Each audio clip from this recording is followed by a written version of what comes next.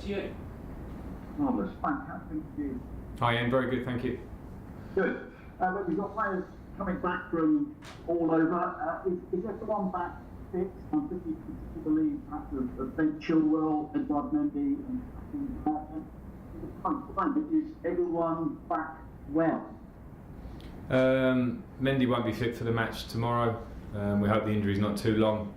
Thiago Silva, after his trip and back, is not unfit, but he's not ready to play the game because of the travelling and the game that he played.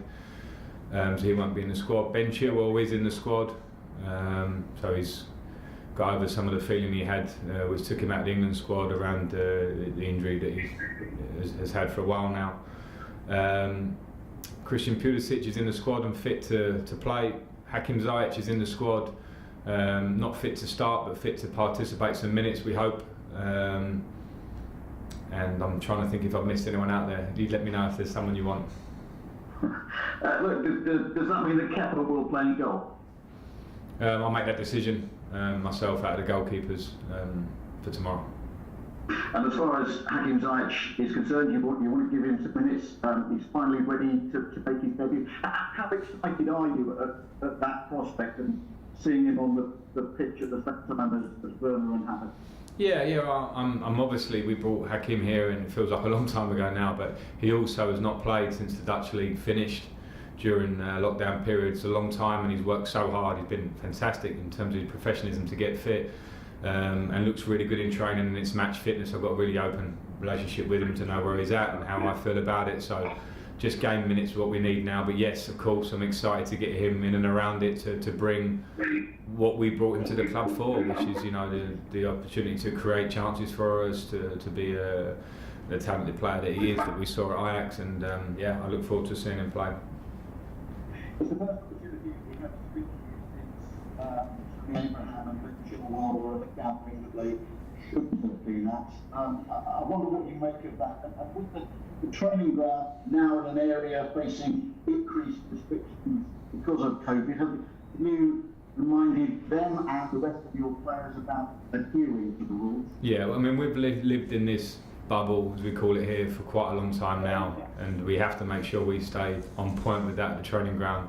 The players also have a responsibility, as do the public now, to follow the rules that we are being told, albeit they're not always massive clarity in them, but that's not an excuse for the lads.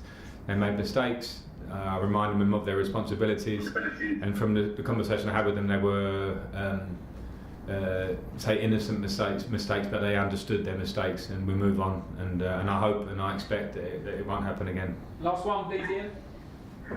It's been quite a week off the pitch. Big picture has started to come and gone. The EFL have rejected the Premier League's financial package from the city. There's been disagreements among those at the top of the FA and the EFL.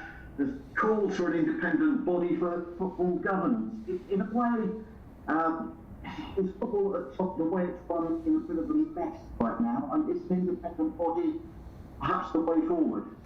Well, I won't use the word mess, but I think if you look across society and you look what COVID's done to the world, we're all in, you know, difficult times. So I don't want to be too critical for that, because I think people are trying to find solutions all the time.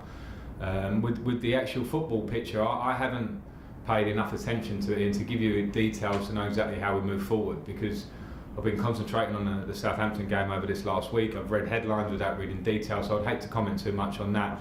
All I can say is from Chelsea's side, as we've remained, I think, since the beginning of the lockdown with some of the great work Chelsea did, we're certainly intent on making sure that we help protect, and we're involved in conversations around protecting the football pyramid as such, from grassroots all the way up to EFL and Premier League towards the Premier League, that we can. We'll be very involved in those conversations when needed, and as we always are, and try and do the best. I can't comment on too much of the other talk that's going on, other than hoping that we do find something that supports that football pyramid that I talk about.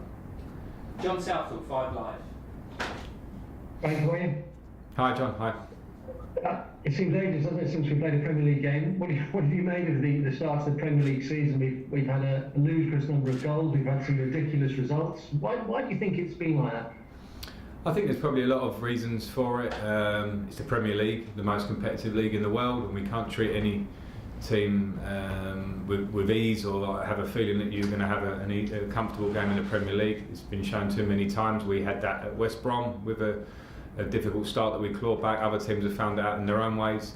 I think there's probably the short pre-season definitely feels like it had an effect to us, and I think it would have affected other teams. Time to work on the training ground is crucial, particularly with squads that are bringing in new players, trying to work on basic ideas, or trying to tighten up or become more fluid. These things only come from the training ground in general. So I certainly feel that's had a big factor. Maybe now with the 2 weeks break, players are getting fitter playing for their countries if they have, or if not, they've been here trying to get fitter and ready. So maybe we'll see things change slightly, but we can't take away the fact that this Premier League is always going to throw up surprises. You've spoken about players coming back. Tony Rudiger played all 3 games for Germany in the international break. He's obviously still in your thoughts, but can he play his way back into your starting 11? How difficult a journey is it going to be back for him? Is he in the squad tomorrow? Every player can play their way into the starting 11, the squad. That's in every player's hands. That's how I try and work here. It's how I work. Is that things I do are always for the best of the team, in terms of best for the club, because we're trying to get results every week. So the players all know that, and the beauty of the window now being shut is that we can get to work and know what the squad is. Everybody knows that they can contribute, and we will need them and rely on them because the amount of games we play, and Tony's the same as every other player on that one.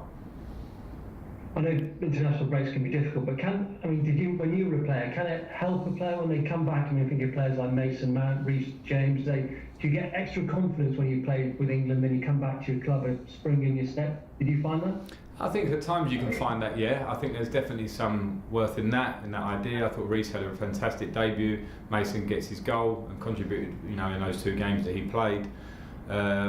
And I think I come back to a point I made before, though, is that where players have not really had pre-season games, have had enough minutes on the pitch, I'm actually happy. Sometimes you might, want to bemoan the fact that a player might go away and play 90 minutes or big minutes in games when they're away because you're kind of selfish and want them for Chelsea.